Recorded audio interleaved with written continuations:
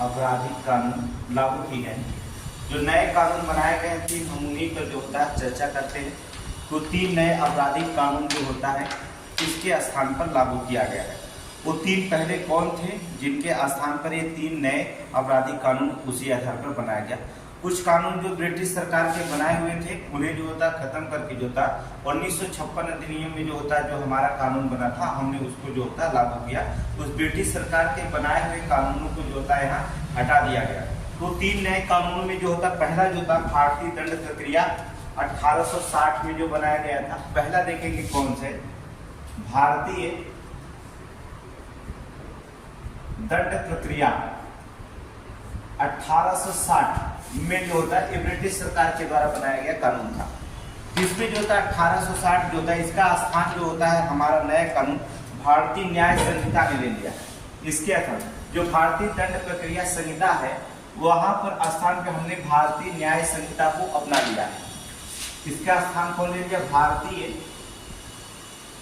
न्याय संहिता। भारतीय न्याय संहिता देखिए करंट के दृष्टि से हम पढ़ा रहे हैं यूपी के एग्जाम में आपको जो होता है मेंस के लिए जो होता है सबसे बेस्ट टॉपिक होगा यूपीएससी मेंस हो या तो पीसीएस मेंस हो कोई भी मेंस देने के लिए। और जो फैक्ट क्वेश्चन होगा ये आपका करंट में बनेगा जो वनडे एग्जाम के होते हैं वहां से बनेगा। तो दोनों एग्जाम के लिए मोस्ट इंपॉर्टेंट है। तो भारतीय दंड प्रक्रिया जो होता है भारतीय दंड प्रक्रिया 1860 का स्थान जो होता है भारतीय न्याय संहिता ने ले लिया है। फिर इसके बाद जो होता है हमने बताया कि आपको भारतीय दंड प्रक्रिया संहिता जो थी। दूसरा जो था दंड प्रक्रिया संहिता थी। दंड प्रक्रिया संहिता ये दंड प्रक्रिया संहिता जो था ब्रिटिश शासन के काल में यहाँ देखेंगे इसके 1973 में लागू किया गया था। और इसके जो होता स्थान पर जो होता हमने दंड प्रक्रिया संहिता के स्थान पर जो होता है भारतीय न्याय संहिता ले लिया। भारतीय जो होता दंड प्रक्रिया संहिता भारतीय नागरिक इसके स्थान पे आ गया। भारतीय नागरिक सुरक्षा अधिक संहिता हमने लागू कर दिया। भारतीय नागरिक सुरक्षा संहिता को हमने लागू कर दिया। तो दंड प्रक्रिया संहिता के स्थान पर हमने भारतीय नागरिक सुरक्षा संहिता को हमने क्या कर दिया लागू कर दिया गया। फिर इसके बाद भारतीय साक्ष्य अधिनियम 1872 था। भारतीय साक्ष्य अधिनियम 1872 का यहाँ पर जो होता है भारतीय साक्ष्य अधिनियम 1872 जो था ये ब्रिटिश शासन के देन था। हमने यहाँ भारतीय साक्ष्य अधिनियम को ले लिया सर ठीक है। जो भारतीय साक्ष्य अधिनियम 1872 का स्थान जो होता है भारतीय साक्ष्य अधिनियम लिया है। भारतीय साक्ष्य अधिनियम लिया है। अधिनियम ये 3 जो होता अधिनियम चेंज किए गए थे ठीक है। 1860 या 1872 करिएगा ठीक है। और भारतीय दंड प्रक्रिया के भारतीय न्याय संहिता दंड प्रक्रिया संहिता की जगह भारतीय नागरिक सुरक्षा संहिता और भारतीय साक्ष्य अधिनियम 1872 की जगह भारतीय साक्ष्य अधिनियम जो होता स्थान यहाँ पर 3 नए कानून लिए। अब आपको हम बता रहे हैं कि पहले भारतीय जो न्याय संहिता कानून था जो भारतीय न्याय संहिता कानून था पहले पुराने में पहला जो था पहले और अब जो होता है पहले क्या था भारतीय न्याय संहिता कानून।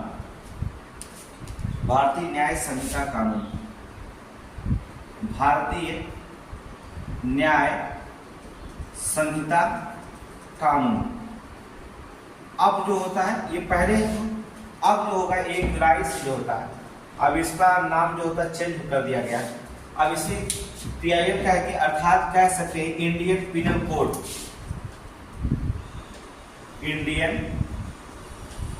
पिनल कोड कह सकते हैं ठीक है।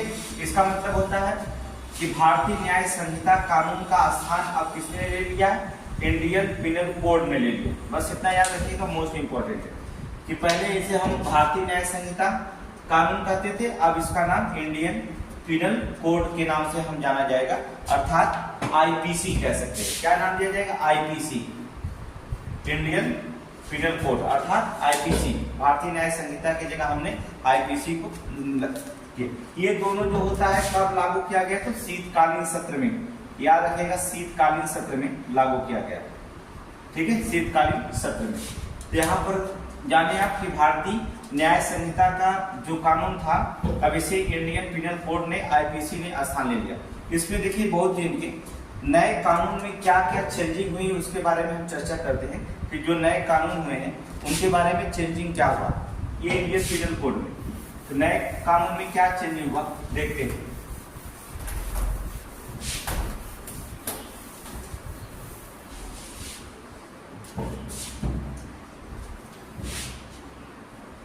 जो नए कानून बनाए गए, पहला देखेंगे नए कानून में जो होता है, जैसे पहले कानून की धारा 376 और 375 जो थी, कानून की धारा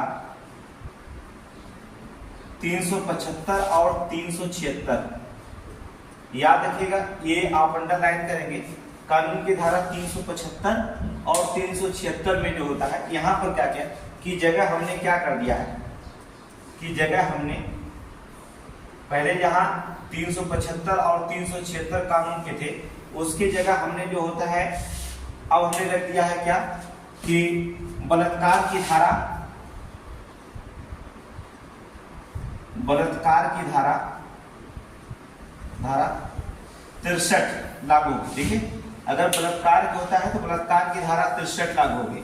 और इसमें जो होता है सामूहिक बलात्कार की धारा,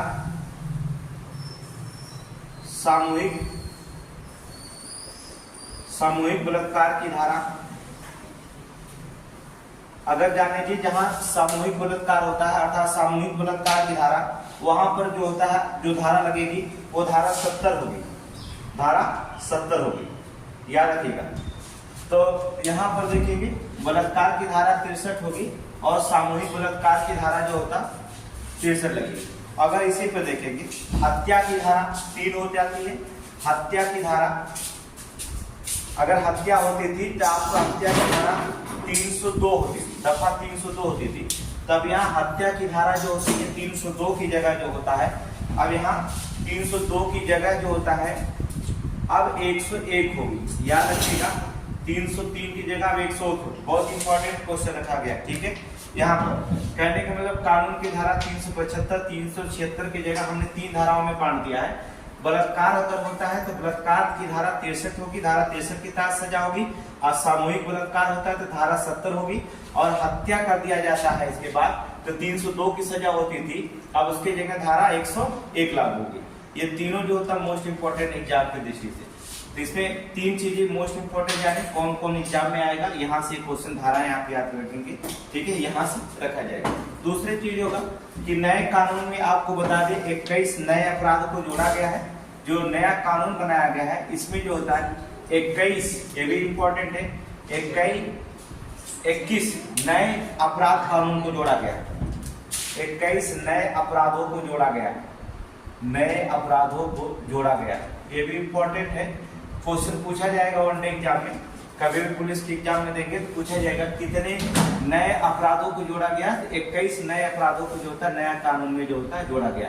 और आपको बता दें इसके अलावा दिया गया है साथ ही 82 अपराध ऐसे होंगे, 82 अपराधों पर जो होता है जुर्माना लगाने का बात कहेगी, जुर्माना लगाया गया है, याद रखिएगा। 82 अपराध जो होते हैं जो जोड़े गए, 82 ऐसे अपराध हैं जो आपकी संहिता में कि वो जुर्माना के हकदार होंगे।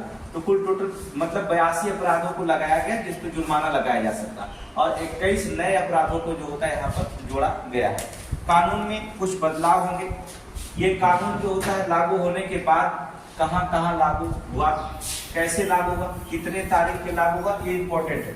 वनडे एग्जाम का सबसे मोस्ट इंपॉर्टेंट है कि 3 नए जो आपराधिक कानून है कब लागू किया गया। तो पहले देखें 3 नए कानून को जो होता है तिथि अगर पूछता है तो तिथि आप मानेंगे 1 जुलाई 2024 को, 1 जुलाई 2024 को जो होता है ये कानून जो होता है आपके लागू है।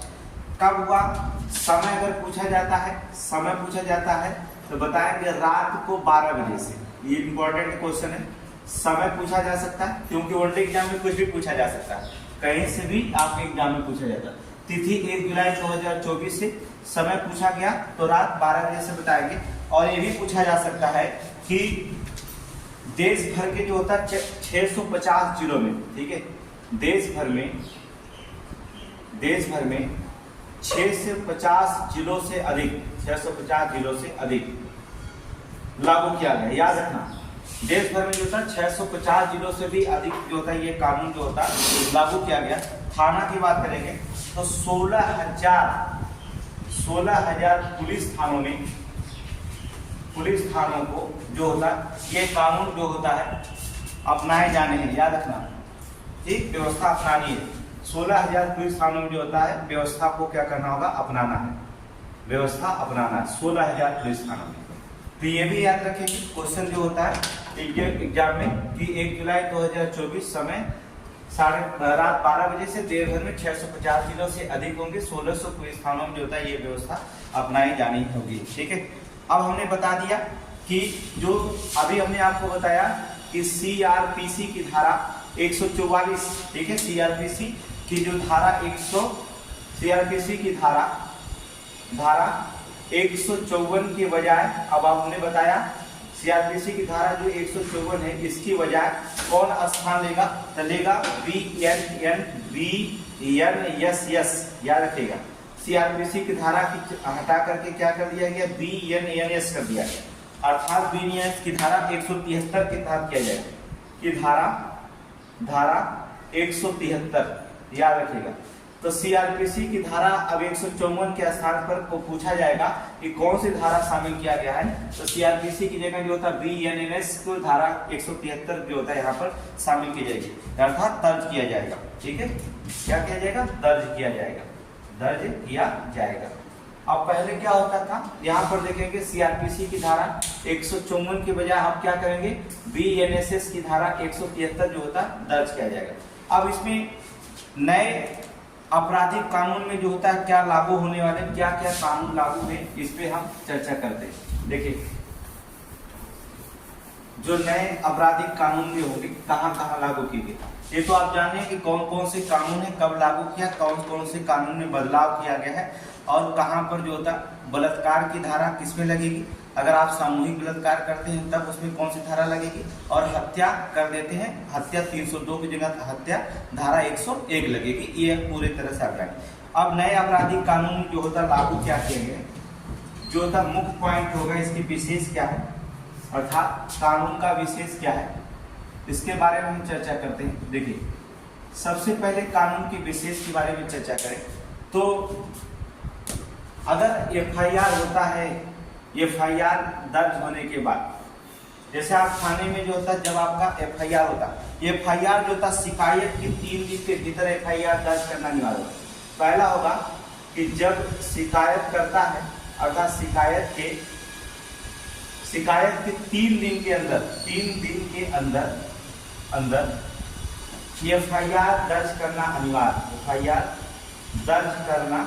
अनिवार्य। पहली चीज होगा, अगर शिकायत हुआ तो 3 दिन के अंदर जो होता आपको एफआईआर दर्ज करना अनिवार्य कर दिया जाएगा। दूसरी जो होगा जांच और सुनवाई, ठीक है, इसकी जांच और सुनवाई, जांच एवं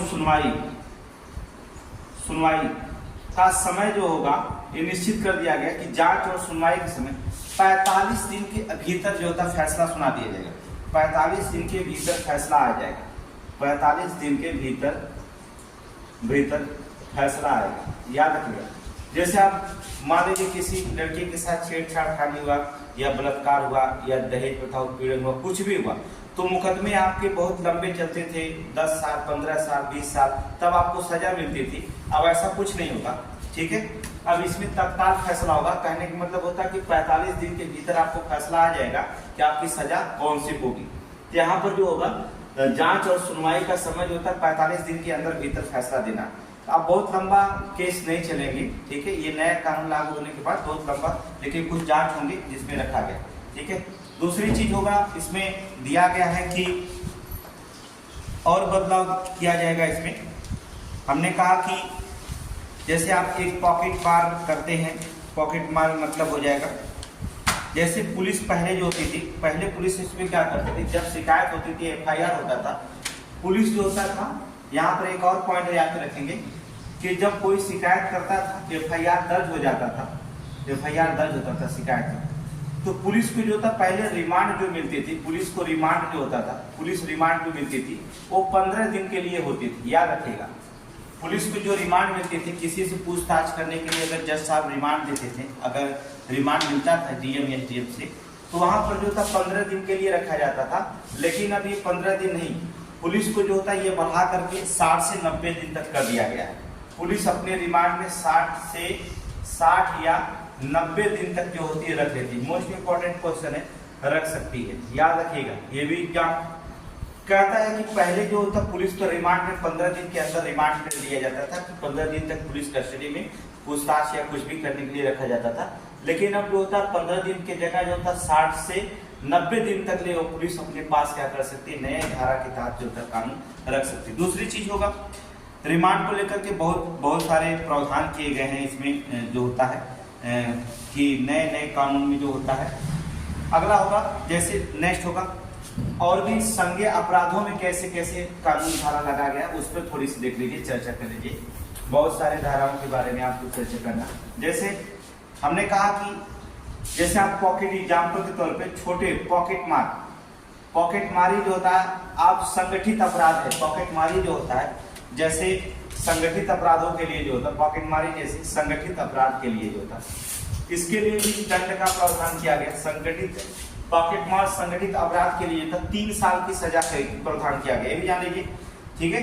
इसे जो होता है पॉकेट मार 3 साल की सजा है, याद रखिए 3 साल की सजा का प्रावधान है, 3 साल की क्या है सजा का इसमें प्रावधान किया गया। दूसरी चीज होता है इसमें कि अगर मान लीजिए आप किसी भी लड़की से जो होता है, कानून का एक विशेष मोस्ट इंपॉर्टेंट है कि किसी भी लड़की को जो होता है शादी का झूठा वादा करते हैं, शादी का झूठा वादा करते हैं, झूठा वादा करके, ठीक है। जैसे किसी भी लड़की से जो होता है शादी का झूठा वादा करके सेक्स विशेष के रूप में रहते हैं, सेक्स के रूप में जो होता हो, इसमें जो होता है अगर किसी लड़की से आप शादी करके जो होता है सेक्स के विशेष के रूप में है आप, तो ये अपराध होगा ये, ठीक है।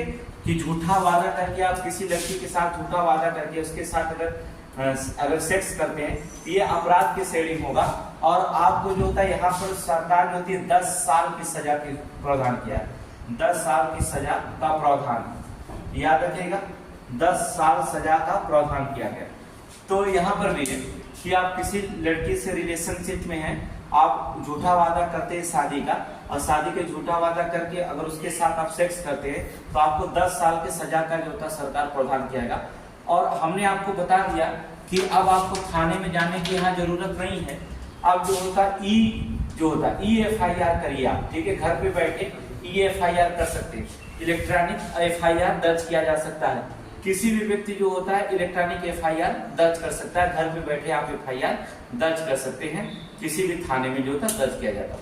दूसरी चीज होगा, मान लीजिए कि अगर आपने दूसरी चीज हो गया, अगर कोई पूर्व विवाहित है और पूर्व विवाहित होते हुए भी जो होता है किसी दूसरे लड़की से शादी कर लेता है, किसी दूसरे से बिना बताए किसी दूसरे से शादी कर लेता है, तब भी जो होता है उसे जो होता है यहाँ पर 10 साल की सजा होगी। मान लीजिए किसी की शादी हो चुकी है और बताता है आपको मेरी शादी नहीं हुई, और फिर जो होता है दूसरे से शादी कर लेता है, बीवी होते हुए भी अगर दूसरे से शादी कर लेता है, तो उसे जो होता है यहाँ पर जो होता है 10 साल की जो होती है क्या हो जाएगी, सजा का प्रावधान किया गया है। दूसरी चीज होगा 18 साल से कम उम्र के जितने भी पीड़ित रहेंगे इसी में शामिल किए जाएंगे। रोग में जो होता है और भी बच्चों के लिए भी जो होता है एक नया कानून बनाया गया है। देखिए दूसरी चीज होगा, धारा अगर जांच पड़ताल में पहला फोरेंसिक जांच करना अनिवार्य माना गया है। दूसरी चीज होगा, जांच तो अनिवार्य माना गया, फोरेंसिक जांच करना अनिवार्य बनाया गया, फोरेंसिक जांच के जो करना अनिवार्य माना गया है। यहाँ पर ये भी कुछ और कानून इसमें रखे गए हैं, जैसे हमने कहा कि यहाँ पर 90 से 80 दिन में नए कानून में कुछ और रखे गए, जैसे 18 वर्ष से कम आयु के पीड़ित भी बच्चों को जो था श्रेणी में रखा गया। अगर कोई 18 वर्ष से पीड़ित है, 18 वर्ष से कम आयु का है तो उसे जो होता बच्चे के श्रेणी में रखा गया, बच्चे की श्रेणी में रखा गया। कोई भी कम पीड़ित है तो बच्चे की श्रेणी में रखेगा, वही धारा जो बच्चों पे लगता है वही उस पे जो होता लगाया जा सकता है। तो यहाँ पर ये रखा गया। कुछ और भी विशेष इस पे कानून रखाए गए, जैसे हम बता रहे हैं यहाँ पर एक नए कानून के तहत रखा गया जिसमें नाबालिग की खरीद फरोख्त पर जो होता है 14 साल की सजा का प्रावधान किया गया। अगर किसी नाबालिग बच्चे को खरीदते हैं, दूसरा विशेष है नाबालिग बच्चे को खरीद परोस पर जो होता है, अगर किसी नाबालिग बच्चे को खरीदते हैं तो उसे जो होता है खरीद फरोख्त पर जो होता है कितने साल की 14 साल की सजा का प्रावधान है, 14 साल की सजा का प्रावधान किया गया। ये भी इम्पोर्टेंट है कि किसी नाबालिग, इम्पोर्टेंट क्वेश्चन बन जाता है नाबालिग बच्चे में। इसके लिए भी जो होता हमने शोषण के विरुद्ध मौलिक अधिकार में आपके शामिल है शोषण के विरुद्ध अधिकार। अभी आपको बताया गया होगा मौलिक अधिकार में दिया गया आर्टिकल 23 और 24, अनुच्छेद और 23 और 24 में शोषण के विरुद्ध अधिकार किया गया है। आर्टिकल 23 कहता है कि किसी भी देह व्यापार खरीद फरोख्त नहीं कर सकते हैं, यहाँ पर जो होता है इसने बताया गया आर्टिकल 23। आर्टिकल 24 में बताया गया कि बच्चों को जो होता है 14 वर्ष से कम उम्र की आयु का है तो उसे जो होता है किसी भी कारखाने ऐसे जगह हम काम नहीं करवा सकते। इसको देखते हुए सरकार ने एक नया कानून भी लागू किया गया है। कहा गया कि बच्चे को अपराध करवाना, इसको देखते हुए एक नया कानून लागू किया गया कि बच्चे को अपराध करवाना